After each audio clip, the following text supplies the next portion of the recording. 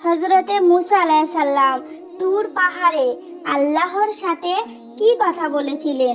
কুরআনুল কারিমে এরশাদ হয়েছে, হযরতে মুসা আলাইহিস সালাম তিনি যখন নিজের স্ত্রীকে নিয়ে তুর পাহাড়ের পাশ দিয়ে যাচ্ছিলেন, তখন সেই তুর পাহাড়ের দিকে একটি আগুন জ্বলতে দেখতে পেলেন।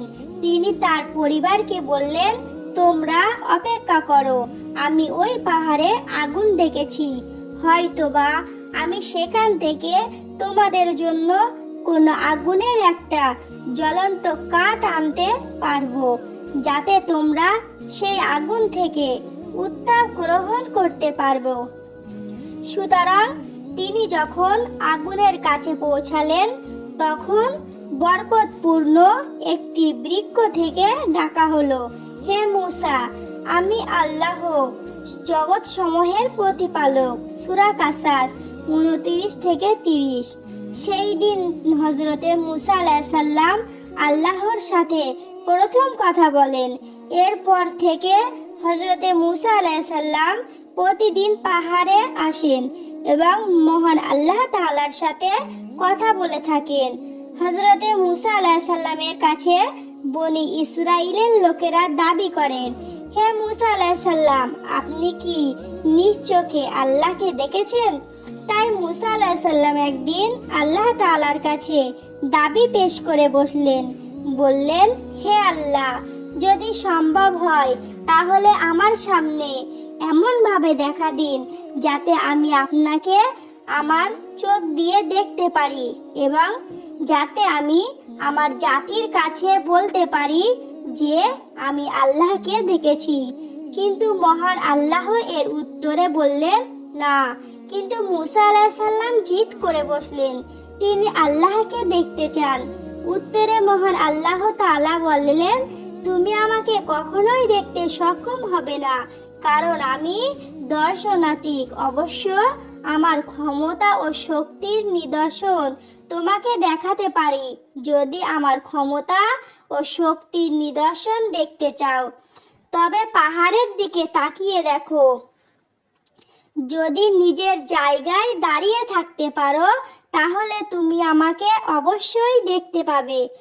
যখন আল্লাহ তাআলা পাহাড়ের জ্যোতি প্রকাশ করলেন, তখন মুসা আলাইহিস সালাম চূর্ণ বিচূর্ণ হয়ে গেলেন এবং মুসা আলাইহিস সালাম এই ঘটনা দেখে জ্ঞান হারিয়ে মাটিতে পড়ে গেলেন। জ্ঞান ফিরে এলে তিনি বলেন, আমি সবার আগে আপনার প্রতি ঈমান আনলাম এবং আপনার শক্তি এবং মহিমা প্রতাপের সাক্ষ্য দিচ্ছি, আর এই ধরনের অযৌক্তিক দাবি উত্থাপনের জন্য আপনার কাছে ক্ষমা চাইছি।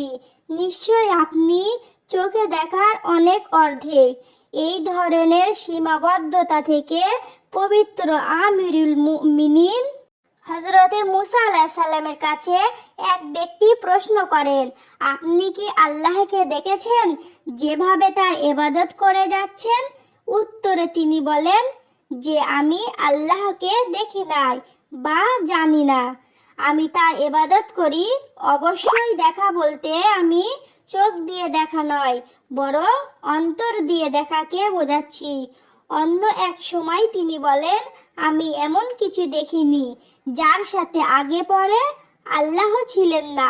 সূরা আনামের 103 নম্বর আয়াতে মহান আল্লাহ তাআলা বলেছেন, চোখ তাকে দেখতে পারে না, কিন্তু তিনি সব চোখকে দেখতে পান।